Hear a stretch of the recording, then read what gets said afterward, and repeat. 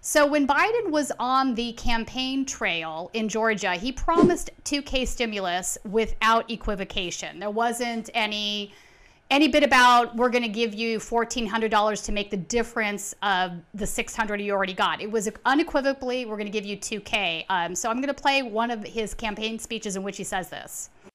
If you send John and the Reverend to Washington, those $2,000 checks will go out the door, restoring hope and decency and honor for so many people who are struggling right now. And if you send Senators Perdue and Loeffler back to Washington, those checks will never get there. It's just that simple. The power is literally in your hands. This is just an unbelievable bait and switch. We now have the Democrats, the DNC, coming out and saying, hey, we didn't mean 2K. We meant we're going to send $1,400 to make up the difference with the $600K. This is an absolute disaster of a PR situation as far as I'm concerned. They campaigned on delivering a 2K check. It was that straightforward. They said it repeatedly, not just once or twice. And I feel that this is another example of the Democrats not being a strong opposition party or not coming in strong with things that they promised. And this could backfire for them. Another example would be the filibuster situation where you've now had Sinema or the gal from, what's her name? I forget her name. And Joe Manchin, the two of them are saying that they're going to side with the GOP on not banning the filibuster, so they need the 60 votes. So I think it's a problem.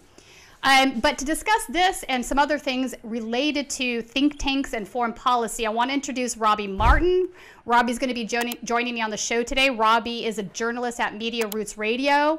This is an area that he specializes in, so I wanted to have Robbie join me for this discussion. Welcome, Robbie. Thanks for having me, Tina. 100%. So let's, right off the bat, what do you think about this Biden bait and switch on the 2K?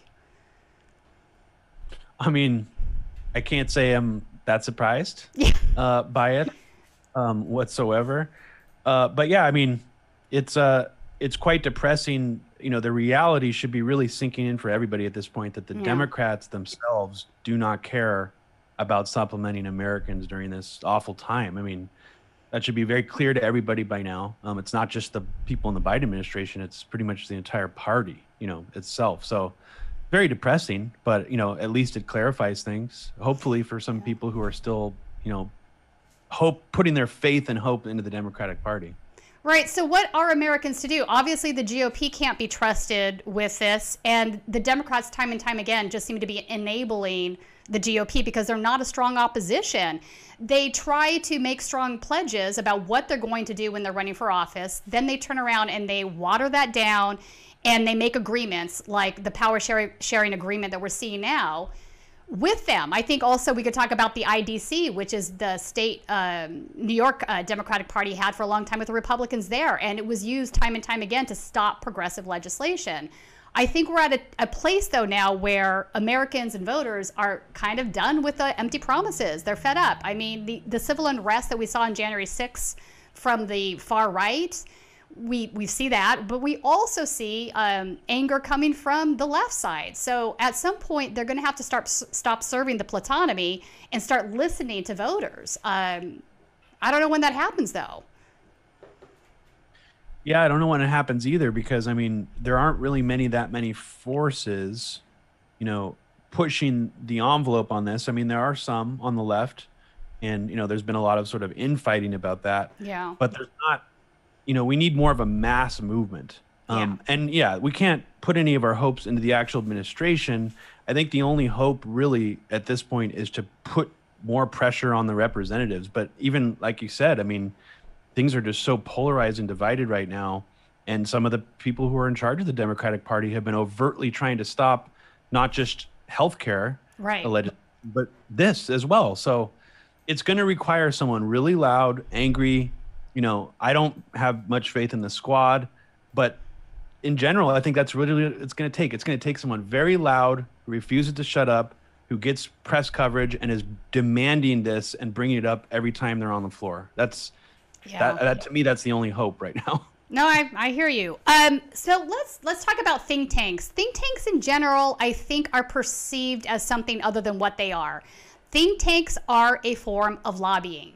So they're not academic institutions. I know that oftentimes people think that they're full of academics and they have studies in their name, right? So they must be academics, but they're not. They're a form of lobbying. Most of their funding comes from corporations or the military-industrial complex.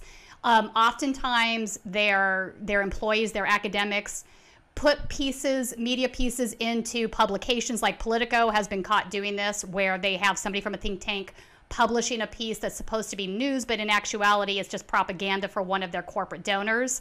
I think back to my ex-boss, Ken Silverstein's expose that he did on CAP, Neera Tanden's organization, Center for American Progress, where she had basically this corporate rewards program. So when the corporations that gave more money, they would get more pieces placed, more lobbying done to congressional members on their behalf, all the way down the line.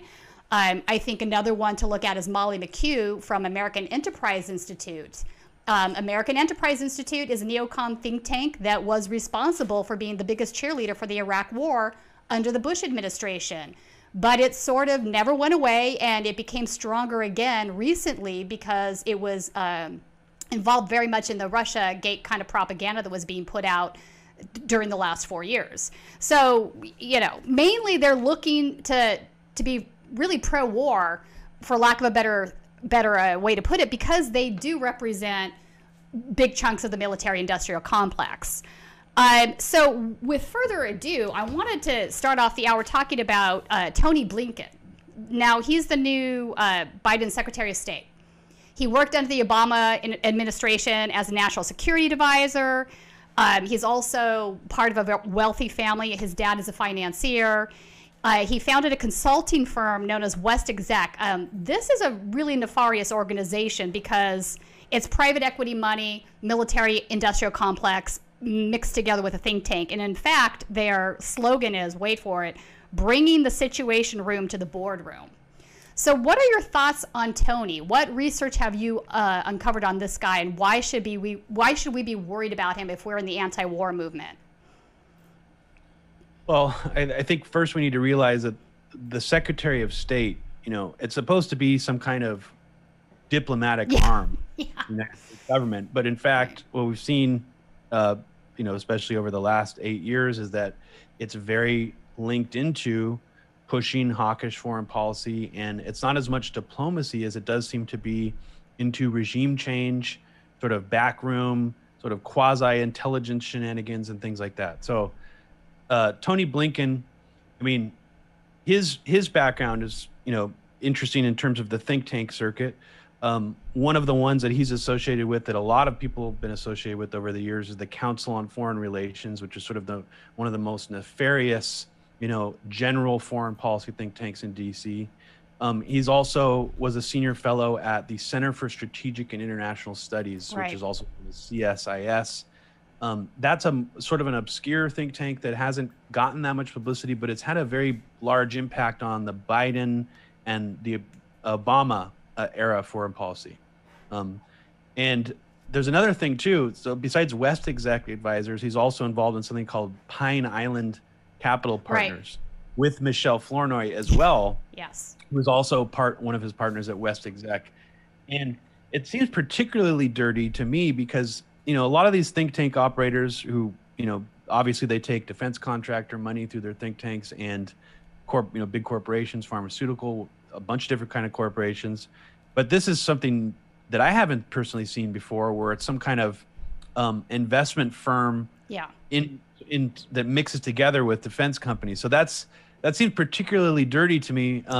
But I guess it's not that entirely surprising, because it's the direction that all these things are sort of going in. It's just more brazen than what I've seen in the past. Hope you enjoyed that last video. Hop on over to statuscoup.com, where you can sign up for our email list and become a member for as low as $5 to $10 a month. Membership is how we grow. That's statuscoup.com/join. And remember, join our email list so we can grow the revolution with you.